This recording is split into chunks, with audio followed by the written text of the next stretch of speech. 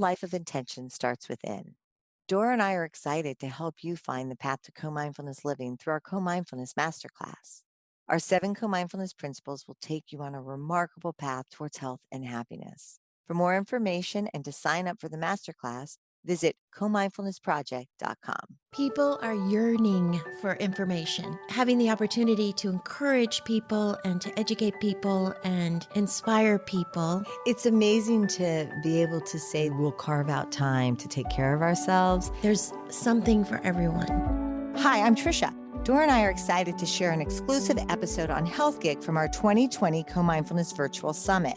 Our 2020 Co-Mindfulness Summit was packed with information from world-leading health and lifestyle experts. And in this episode, we are excited to share Dr. Mark Hyman's presentation on the importance of immunorejuvenation in the time of COVID-19. I'm going to share with you about a concept that I think all of us might be interested in today called immunorejuvenation, which is the idea that we actually have the ability to rejuvenate and enhance the function of our immune system. But in this time of COVID, we're increasingly threatened by our underlying poor health. And that's what I want to talk about today. How do we fix our poor metabolic health that's driving and increasing our risk for COVID-19? We're also going to talk about how to do that through this incredible new science called functional medicine. You may not have heard about it, but it's essentially a way of thinking about the body as a system, as a whole integrated system where everything is connected, and that you can restore health not by treating disease, but by optimizing the function of all your basic biological systems, which you probably have heard somewhat about, whether it's your microbiome or your immune system or your energy production system or your communication systems. These are the things we focus on in functional medicine. So we don't treat diseases specifically, we enhance health. And that's why we can focus on talking about immunorejuvenation. So before I get into that, I want to share some pretty bad news, which is that we are increasingly a sick society, and chronic disease affects over 6 out of 10 of us in America. 4 out of 10 have basically 2 or more diseases. 75% are overweight. 42% are obese. Now, when I was born, which was about 60 years ago, 5%, just 5% of Americans are obese. Now it's 42%. And when we look at the conditions that are existing in those who get very sick or die from COVID-19, it is all related to poor metabolic health and chronic disease. Diabetes, obesity, kidney disease, heart disease, lung disease. These are all conditions that are driven primarily by our poor industrialized processed diet, which is about 60% of our calories. So why are we seeing this happen? Well, it's this perfect storm of coronavirus, which is a pandemic, meaning the pandemic of being overfat. And that doesn't mean just being overweight. It means you could be thin and actually be what we call skinny fat, or thin on the outside, fat on the inside, because of the deposition of fat around your belly at increased risk for immunosuppression and dysfunctional immune systems. So when you look at the deaths, 94 to 97% of COVID deaths are in those with obesity or chronic disease by being overfat. 88% of us are metabolically unhealthy. That means in English that we all have high cholesterol, high blood pressure, high blood sugar, and are overweight in some level. And when you have this process in your body going on, particularly around the belly fat, it's very serious because it suppresses your immune system. It increases overall inflammation in your body. It increases deaths from just a regular viral flu. It means you shed virus a lot longer, so you're going to be actually contagious a lot longer. And vaccines, which we're hoping will save us, may not save you because they don't work as well in people who are immunosuppressed because of being overweight or having a chronic disease. This whole process of hyperinflammation that people die of from COVID, called the cytokine storm, that's occurring in these patients because their own immune system is already primed for inflammation. It's already pre-inflamed, which is produced by the inflammatory molecules in the fat cells around your belly, because those belly fat cells produce inflammatory molecules that are driving inflammation throughout your body. And when COVID hits, it's like gasoline on fire. Not only that, but we're a massive nutritionally deficient society. 80% of us are deficient in vitamin D. 90+% of us are deficient in one or more nutrients at the minimum level by the RDA that's set for what we should be eating to prevent scurvy or rickets or pellagra, all these horrible deficiency diseases. So it's omega-3s, it's magnesium, it's zinc, it's iron, it's vitamin D. If you are low in vitamin D, your risk of getting COVID-19, it goes up by 77%. I mean, that is a quick fix that just costs pennies a day to take your vitamin D pill. If your vitamin D level is optimal, if you're getting sick with COVID, which you're less likely to, your risk of ending up in the ICU is reduced by 95%. There's nothing that comes close to this effect. So when you look at what we can do with nutrition, it's very, very powerful. Now, we are a very overweight society. We see the growth, literally the growth of us as a society with increasing obesity and belly fat and diabetes and prediabetes. And you see the prevalence of obesity and prediabetes in patients where over the last 30, 40 years, we've seen this dramatic spike. We're basically all going to be overweight or diabetic pretty soon. 88% of us are already in poor metabolic health. So we have to take this very seriously. And the reason we're in poor metabolic health is not an accident. It's our industrial, ultra-processed diet, processed food, flour, sugar, refined oils, additives, chemicals. All these things lead to poor metabolic health and increase our disease risk. What's frightening to me, even more frightening, is the fact that 11 million people die every year from not eating enough good food and eating too much bad food. I think that's a gross underestimate. Like I said, only 12.2% of Americans are metabolically healthy. And chronic disease affects so many. And what I mean by chronic disease is heart disease, cancer, stroke, Alzheimer's, diabetes, kidney disease. These are all dietary diseases. So we need to completely rethink our approach. That's what functional medicine is, what I've been doing for 30 years. And I'm going to share with you a little bit of the framework. At the root of it is the idea that food is medicine, not just calories or energy. It's actually instructions that communicates to your body. And that's the main thing we use to regulate and create health in the body. So we need to completely rethink our approach to medicine, health, food, disease. It's very, very important. So we've been focused so much on treating disease, we forgot to do the thing that actually has the most effect, which is creating health. So when I learned medicine, I didn't take a class called The Science of Creating Health 101. I just took diseases. And it turns out that learning how to create health is a far better approach to treating disease than actually treating it directly. And we see these various themes that are emerging in the science that are universal, underlying all diseases. Inflammation is one of them. Causes heart disease, cancer, diabetes, arthritis, autoimmune diseases. Our microbiome, our gut, is enormously important in our overall health and well-being. And we see that it's probably the most underappreciated organ in our body that drives so many chronic illnesses and is really also the source of health if it's a healthy gut. We also see our energy factories. Our mitochondria are critically important in making energy. And as they get injured by our processed diet and toxins, we end up declining in our health and our strength, and we lose muscle. Toxins also are ubiquitous and have enormous effects on our health negatively, and we need to be aware that we need to learn how to detoxify. Functional medicine is personalized medicine. It's not the same treatment for everybody with the same disease. So not everybody with depression gets the same treatment. Not everybody with rheumatoid arthritis gets the same treatment. It's personalized based on the root causes. And it's really about connecting the dots, which is what we do in functional medicine. So what is functional medicine? Essentially, it's a system of thinking about solving complex chronic problems. We call it systems medicine or network medicine, how everything's connected in the body as a network. And this is what we use as a map. And we look at what are the predisposing factors, what are the lifestyle factors. So disease really occurs as a result of your environment, your lifestyle choices and toxins and other stresses, interacting with your genes and your predisposing factors to regulate these basic functions in the body. Your gut and assimilation, defense and repair, which is your immune system, your energy system, your detoxification system, how you get rid of junk in your body and waste, how you transport things around your circulatory lymphatic systems, your communication systems, which is your hormones, neurotransmitters, and your structural system. And all these are influenced by our thoughts and feelings and spiritual life. So the environment gene issue is very funny to me because we often say, well, it's a genetic, and you're predestined to get diabetes if you have family history of diabetes. That's just not true. So we call this the exposome. What are our genes exposed to? How are those influencing the functions of our body? And the good news about this is that we can do something about it. You might have a predisposition to a disease, but you might not be predestined to it if you actually change the environment in which you're living. And all the specialties, all the ologies just don't make sense anymore. The body is one interconnected system. So we need a GPS system that works. Now I just want to share the story of Janice, who was a classic example of someone who had a foodborne illness, literally, and was 66 years old, had type 2 diabetes for many years, was on insulin injections, had heart failure, had heart attacks and stents put in. She had kidney failure starting. She had liver failure starting. And she also ended up having high blood pressure and was just a mess. And her doctors put her on all sorts of medications, and she was still like this. It wasn't really helping, and her blood sugar was out of control, and her cholesterol was out of control, even on the medication.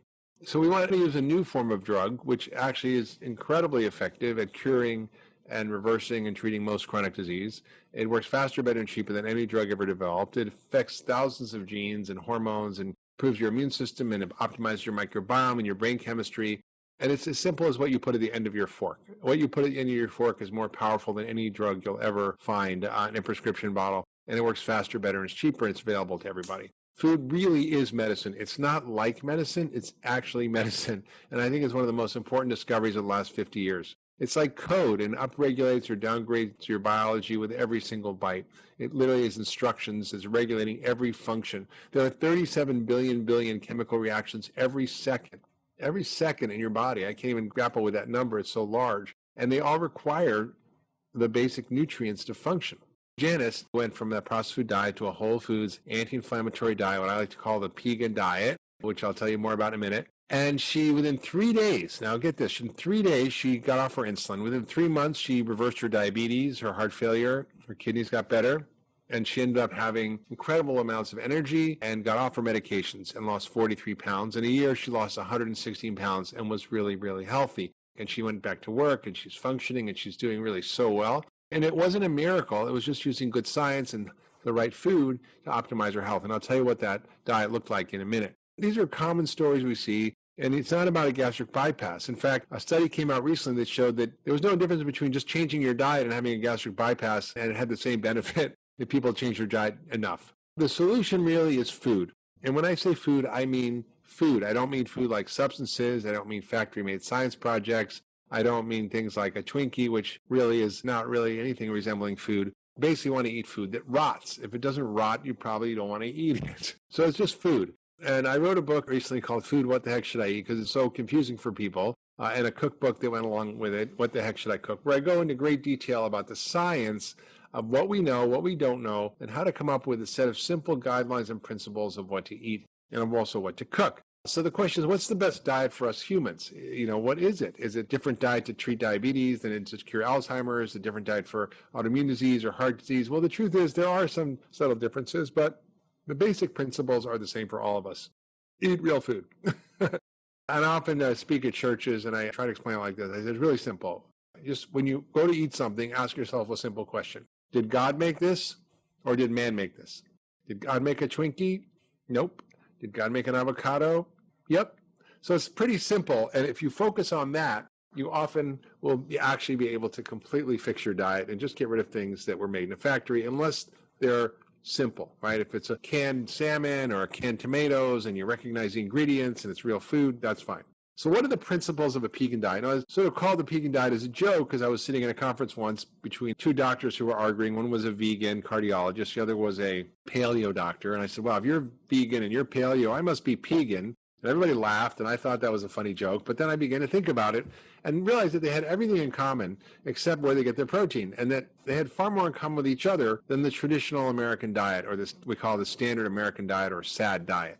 I said, what are the things that we kind of can agree on? And let's talk about what does the science say and combine that with common sense. And I'm writing a book.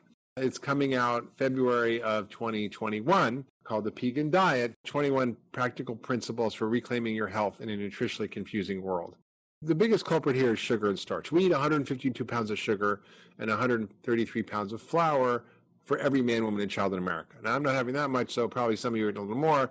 That's a lot. That's almost a pound a day per person of flour and sugar, which, by the way, flour is worse than sugar for your blood sugar. So you want to get rid of that stuff or just use it as a recreational treat. Next, we want to eat a diet that's very colorful in non-starchy vegetables, the rainbow colors, because all those colors contain medicine. There are 25,000 phytochemicals in the plant kingdom, many of which we still are learning about, which have medicinal properties that regulate your biology. You might have heard of curcumin or ginger or garlic or the polyphenols in olive oil or the proanthocyanidins in berries or the catechins in green tea. These are all medicines, and we should be eating those on a regular basis. The next is we're going to eat fruit. Fruit's fine, but we shouldn't be binging on fruit, especially if you're overweight or diabetic, and you shouldn't be eating super high glycemic fruit all the time, like a whole bag of grapes or things like that. Next, you want lots of good fats. Fats are not bad. They won't make you fat. I've written a whole book about this called Eat Fat, Get Thin, but lots of omega-3 fats from wild fish and certain nuts and seeds, olive oil, avocados,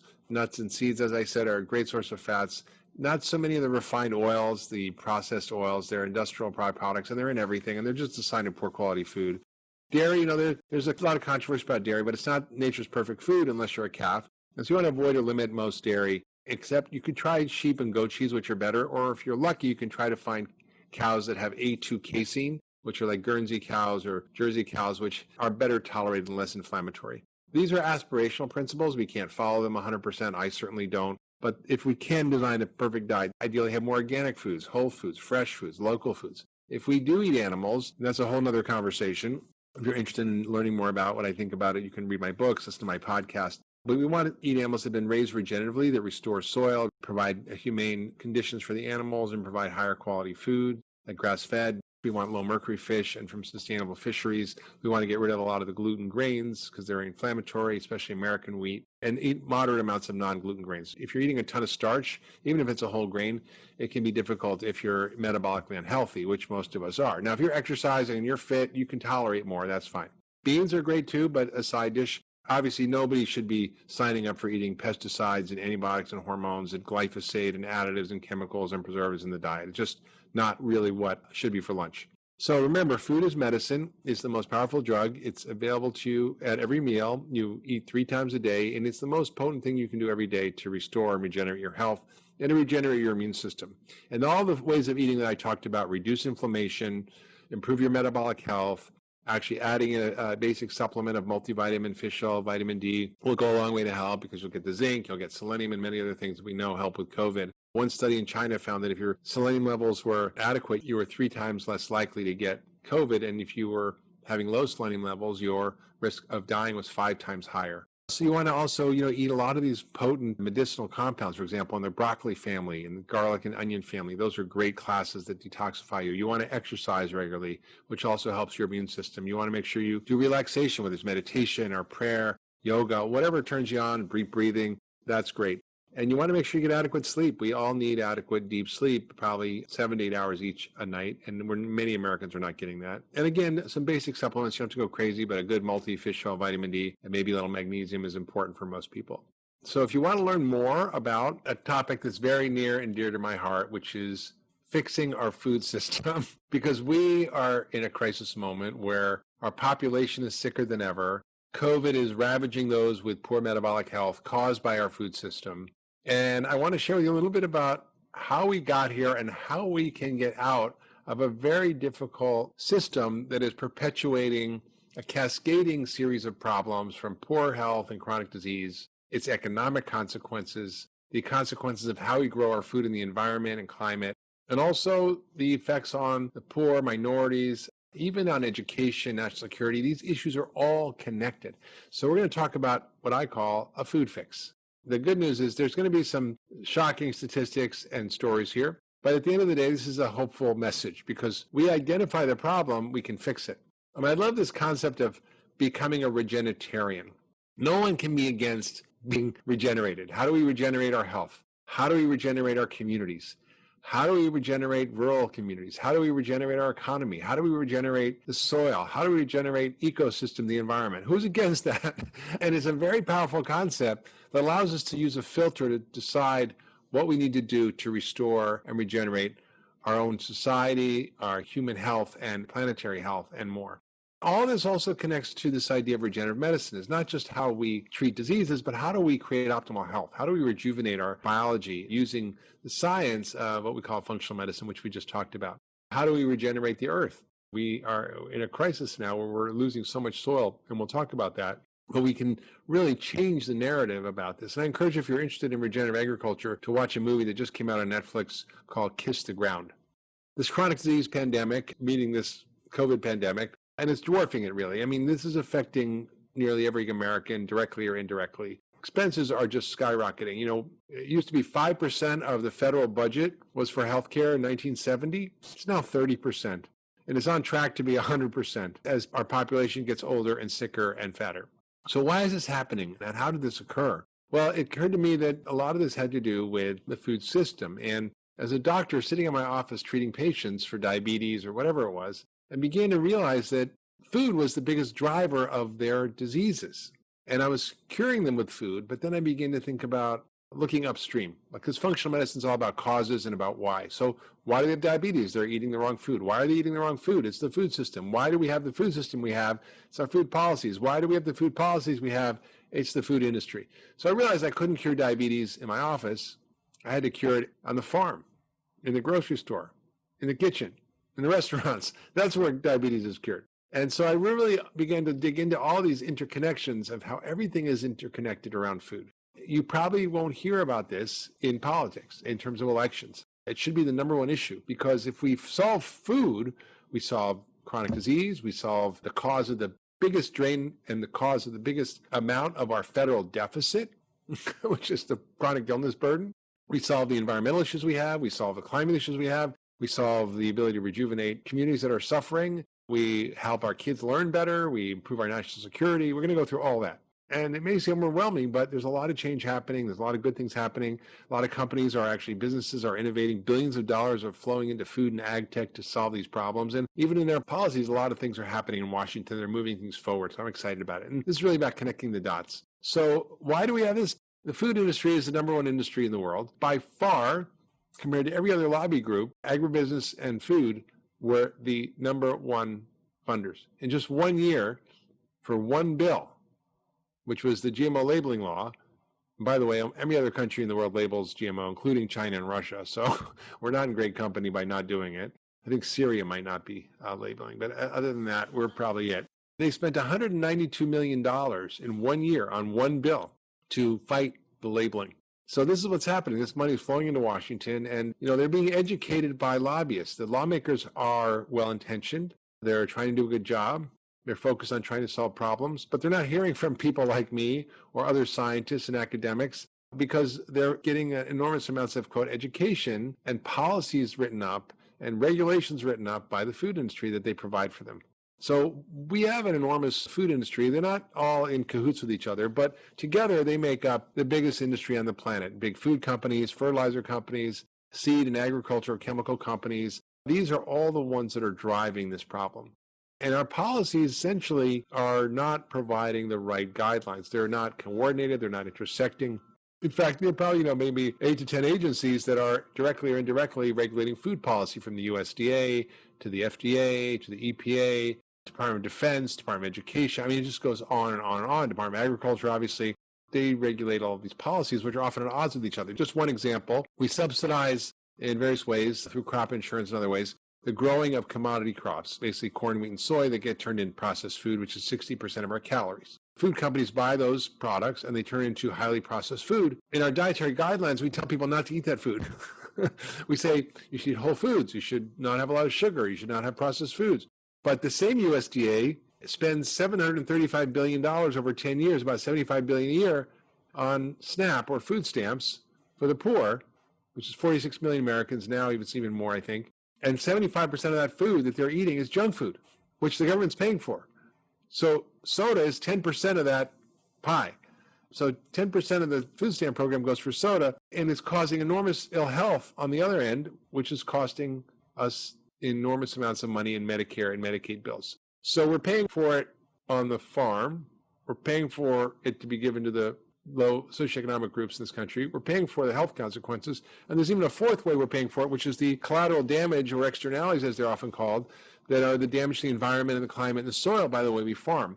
So who's paying for it? And the policies aren't connected. Food labels are a problem. Our agricultural policy, I mentioned, are a problem. Our lack of regulation, for example, of things in our environment, like glyphosate, which is extremely toxic to the soil, toxic to our microbiome, has been linked to cancer, is really being used extensively in farming. It's the number one agricultural chemical, and the EPA allows it to be used where it's not used in many, many other countries. There's a lot of fights against food taxation and regulations. We allow unrestricted marketing, we'll talk about. So these are all challenges. Just one bill alone, the Farm Bill, $500 million is spent by the food industry just to regulate that. If basically we were eating what the government was funding in terms of agriculture, we wouldn't be eating what the My Plate says, which is half your plate is fruits and vegetables and protein and grains, a little bit of dairy. We'd be eating basically 61% of our diet is refined grains, refined oils.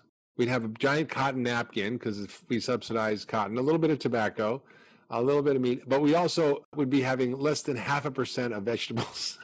So we're told that 50% of our plate is vegetables, but only half of the quote subsidies go to vegetables, and it's almost all to apples. Also, it affects our kids. There's a tremendous achievement cap. Our kids can't learn well in school. They're academically challenged because of their brain not functioning on the food they're eating. There's really a wonderful report by the Center for Disease Control about nutritional effects on academic performance, showing poor attention, poor focus, poor grades, disruptive behavior, and so on. So we know the science is very clear here that by improving kids' nutrition, you improve their brain function, their academic performance, and their lifelong success. So we're seeing 40% of kids being overweight. We're seeing 1 in 10 kids with ADD, and we know this is a big issue. There's a tremendous advances in medicine right now in psychiatry, where we used to think these were emotional or psychological problems. We now realize they're often nutritional or metabolic issues. And Harvard has a new department of nutritional psychiatry. Stanford has a department of metabolic psychiatry. I have both the women who run those departments on my podcast. It's really tremendous to see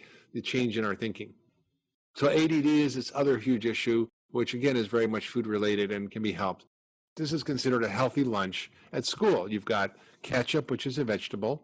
You've got potatoes, which are a vegetable, deep fried tater tots. You've got deep fried chicken nuggets. You've got milk, which is often low-fat milk or fat-free milk, which actually has been shown to actually make kids more hungry and gain weight. And you've got cookies, which is more sugar. So this is what kids are eating, and it's really a tragedy. But, we see incredible programs where there's school gardens and they're teaching kids cooking and nutrition. There's a real renaissance in this. And these kids actually start to get connected to their food, and they do so well. Prison's also an issue. Prison food is terrible. I remember receiving a letter from one prisoner once who had read my book in prison, changed his diet. I don't know how he did that. And he said he realized a lot of his violent behavior his whole life was really because of his diet, and he felt like a totally different person. We know that by changing out healthy food for junk food in the prison diets, you can reduce violent crime by 56%. If you add a multivitamin, you reduce it by 80%. So we know that our brain function and our behavior and our divisiveness and our conflict, part of that also may be due to our horrible American diet. We also are targeting the poor and minorities. This is really unfortunate, but a lot of these communities are more severely affected by the pandemic, and where there's, for example, 30% of the population may be African American, it may account for 70% of the deaths. A lot of reasons for that, but one of them is the predominance of obesity and chronic disease that's driven by these hyper-targeting of these communities by these fast food restaurants and by advertising and marketing. COVID in African Americans is a really huge issue. Also, the military issues are huge. We talk about national security, but a report called Unhealthy and Unprepared, written by 700 retired admirals and generals who said we are in trouble, that 70% of military recruits get rejected because they're unfit to fight. And what was shocking in this report, and you can Google it and read it yourself, what shocked me was that over 70% of the evacuations from Iraq and Afghanistan were not for war injuries. They were for obesity-related complications. I had dinner in Washington with someone who worked in the Defense Department, and she said that on the bases, they're just full of fast food, and existing soldiers are often not combat ready because they are unhealthy because of the diet. This has to change. So working on an approach to really change the policies that we have in this country, similar to what Bono did with the One campaign that raised $87 billion under President George Bush and developed PEPFAR and provided $87 billion for poverty and AIDS relief in Africa. So we call this the Food Fix campaign, a prescription for fixing America's chronic disease epidemic. We'd love you all to be part of it. And we need to really start with changing the food policies. One idea that's very important, and I hope in the next administration we can get this done, is create a new office of the National Director of Food Nutrition and also a new National Institute of Nutrition. There's National Institute of Nutrition in many, many countries, except not here. We have very, very small amount of budget there. The NIH had a report on their strategy and agenda, and food was only mentioned in there once, and that was in the context of the Food and Drug Administration.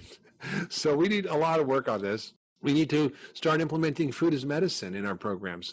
The Center for Medicare and Medicaid Services, or CMS, actually can start paying for food as medicine for certain populations by healthy food prescriptions that would save $100 billion over a population's lifetime. It would be cost effective, and it would basically be only covering 30% of the food cost, not even all of it. We'd have less cases of heart disease, diabetes, and it's more cost effective than many current medical treatments. The Fresh Food Pharmacy from Geisinger was a great effort where they gave food insecure diabetics fresh whole food and taught them how to use it and cook it, and they saved enormous amounts of money, 80% cost. So they went from an average cost per patient of $248,000 a year to $192,000 reduction in that cost. So the medical system today will pay for the $248,000 for medical care, but will not pay for $2,400 of food. That has to change. And we need to be writing prescriptions for food and not drugs more often. Also, the government has enormous leverage on food purchasing programs. They can decide to buy for whether it's the military or schools or for other organizations, institutes, enormous on state, city, local levels, federal levels, food that meets certain criteria, that's healthy, that's local, that's humane, that's sustainable, that's fair in terms of the workers. And California has done this, and they're scaling these programs all over the country, and they're pretty exciting. The Federal Trade Commission needs to get in gear here, because even though we have the First Amendment, it doesn't mean that we should be marketing kids who are most vulnerable and can't detect fiction or reality by the time they're 8. They just can't tell whether it's a commercial or whether it's real life. And they get duped into believing these foods are healthy. There's pervasive everywhere. There's something called advert games, where they literally will have embedded food products into the games that are free on social media. I think last year, 500 billion ads on Facebook for junk food for kids. I mean, it's just staggering, and this is stealth marketing. The companies, I think in 2014, spent $17 billion targeting kids. So shouldn't we protect our kids? I mean, 40% of our kids are overweight. The future generations are at risk. I mean, if there was a foreign country doing what we're doing to our kids, we'd probably go to war to protect them. In other countries, this has been very effective. For example, in Chile, there was a doctor who was the president of Chile and a doctor who was the vice president of the Senate, and they decided they were going to do something about this growing epidemic of obesity in adults and children. And so they created sweeping changes, not only a soda tax, which we've done in this country, but they eliminated any advertising to children between 6 in the morning and 10 at night. They took off all the cartoon characters from marketing, no more Tony the Tiger. They basically got rid of all the junk food in schools. They put warning labels on the front of packages, and they were able to have dramatic reductions in obesity and the consumption of these foods. Eliminating the marketing was 4 times as effective as a soda tax in reducing consumption. Soda tax is also controversial, but may be very, very effective. And the science is very clear, because these taxes have been studied on their impact. And they do reduce consumption. They increase revenues for programs in obesity, save huge amounts of healthcare dollars. The FDA also needs to do a better job. Food labels are super confusing. Many countries have very simple labels. Green is good for you, or yellow or orange, be cautious. And red, don't eat it, it's going to kill you. And by having these, they actually work. The studies show these work.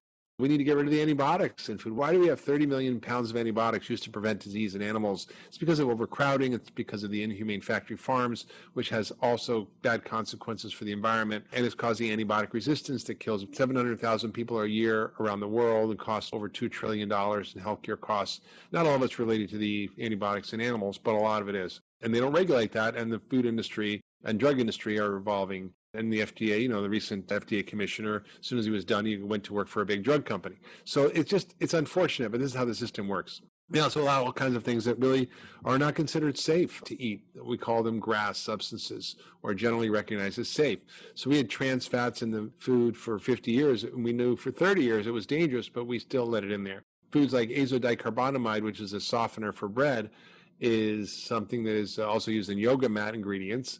It's legal here. In Singapore, if you use it in a food product, you get fined $450,000 and you get 15 years in jail. In Europe, they don't allow a lot of the additives and chemicals and preservatives that we do here. The USDA also needs to change. They need to change the dietary guidelines to make them more in line with the science. Unfortunately, for example, in the last guidelines, the scientists were prohibited from looking at the effects of ultra-processed food on our health, which doesn't make any sense. And they need to be more in line with the science. A lot of them are corrupted. We need to reform SNAP to put nutrition guidelines back in SNAP. We have guidelines for school lunches. We have guidelines for women, infants, and children's program, but we don't for the SNAP or the food stamp program. And that's why we see the people who consume food stamp foods tend to be more sick and unhealthy. So those are all the health and human consequences, but there's also planetary and environmental consequences, because what we're doing to ourselves, we're also doing to the planet. And it turns out that the entire food system as a whole, end to end, is the number one cause of climate change, including deforestation, food waste, the processing, packaging, transportation, the industrial farming, the soil erosion. We've lost 1/3 of our topsoil. We do deforestation, which is massive.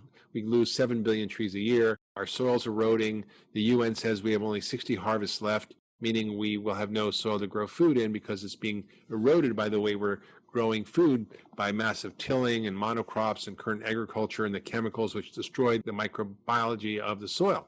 We're also dumping nitrogen fertilizer, which has many bad effects. And one of them is it kills all the fish and sea life in the waterways where it drains off from the farm. So in the Gulf of Mexico, which drains the Mississippi River, there's 212,000 metric tons of fish that are dying every year because they're being killed by the nitrogen runoff that causes algal blooms. In Lake Erie, where I work in Cleveland, there was massive algal blooms, and these are totally caused by our system. We're seeing increasing wildfires. We're seeing increasing hurricanes. It's just devastating. We're seeing increased use of pesticides and chemicals, which have adverse consequences on our health. We're seeing loss of pollinator species. 75% of all pollinator species are gone, and we need those for agriculture. So we can regenerate soil. We can regenerate the system. And this is what's so exciting to me. In the face of all this destruction, there's real hope. And we can change the farming system, which is going to be actually regenerating soil, conserving water, reducing the use of agrochemicals or eliminating them, creating soil and building soil, creating more food, better quality food, more nutrient-dense food, and making the farmers far more money. One farmer, Gabe Brown, has done regenerative agriculture, and he literally has created a profit 20 times out of his neighbors while producing far more food on the same land. So it's really about understanding how to use animals integrated in the agriculture. It's not the cow, it's the how. And the need to end factory farms. We also need to understand that if we raise animals in a way that's in harmony with nature, we can actually build soil like the bison did in this country and build up to 50 feet of soil. And Gabe Brown, so I was telling you about, had this incredible journey. You should read about it, From Dirt to Soil, about how he built a whole regenerative farm. We also need to realize that a lot of chemicals from the farming are in our foods. If you were looking at glyphosate, which has been linked to cancer, there's been billions of dollars of lawsuits, settlements on this. If you look at your Cheerios, if you were to measure how much glyphosate is in there from the spraying of the oats and so forth, it's more than the vitamin D and B12, which is actually added to it to fortify it. So this is not good for us. But good news is that Kellogg's announced they were getting all the glyphosate and Roundup out of their products within 5 years. It's really hopeful. We see General Mills and Danone committing to regenerative agriculture. So there's a lot of big industry and companies that are starting to move in this direction. We also need to stop our food waste because we waste a lot of our food and 40% of it's wasted. And the good news is this recent administration has put together a food waste reduction alliance with the FDA, the EPA, and the USDA. And that's really good because it's a big contributor to climate change. In Massachusetts, there's a law passed that you can't throw out your garbage if you make a ton or more of food waste. So they have to find a way to get rid of it. And this company called Vanguard Renewables partnered with local dairy farmers who are losing money, built these anaerobic digesters, and they throw in the food and they throw in the poop from the cows, and it digests and it produces electricity for 1,500 homes. And farmers get free energy. They get $100,000 a year, which is more than they ever made. And they sell the energy back to the grid, and they provide electricity for 1,500 homes from one farm. That's just by dealing with the food waste problem. So we have to all work on the change. We have to all be the change we want to see in the world. And all of us can do something. I've written a book called Food Fix. If you go to my website, foodfixbook.com, you can find a guide. It's called the Food Fix Action Guide. So if you feel like you want to do something, there's over 20 different ideas that you can do yourself personally. There's ideas for policy change, for business change, for agricultural change. So it's really all in there. We can start to become politically active if we feel like it. And, I think you're always making a choice, right? Eating is a political choice. It's an agricultural choice. It's a health choice. And so this is a guide to Food Policy Action, which is a group that rates different congressmen and senators on their voting records on food. And unfortunately, some of them aren't that great. They were able to actually use social media and other ways to get them out of Congress. So we actually can have more of an impact than we think. So we all have to solve this together. The health of our human population, the health of the planet depend on it. And I hope you can all be part of that change together and help us save ourselves and save the world because we need it. I'd love you to be part of the Food Fix campaign. So join us whenever you can. And of course, you can learn more about all my work at the Doctor's Farmacy. And I hope you've enjoyed this little detour into the big picture on the food system, how everything's connected, and how we can be actors and really making the change we need to see, and even driving our lawmakers to do the right thing, which I know they want to do. So thank you so much for listening. And you can learn more about me going to my website, drhyman.com, Doctor's Farmacy Podcast, wherever you hear podcasts, and find me on social media at Dr. Mark Hyman. So thank you so much for having me. Thank you for joining us on Health Gig. We loved having you with us. We hope you'll tune in again next week. In the meantime, be sure to like and subscribe to this podcast and follow us on healthgigpod.com. I'm Tricia. And I'm Doro. Be well. To learn more on how to live a co-mindfulness life, visit comindfulnessproject.com.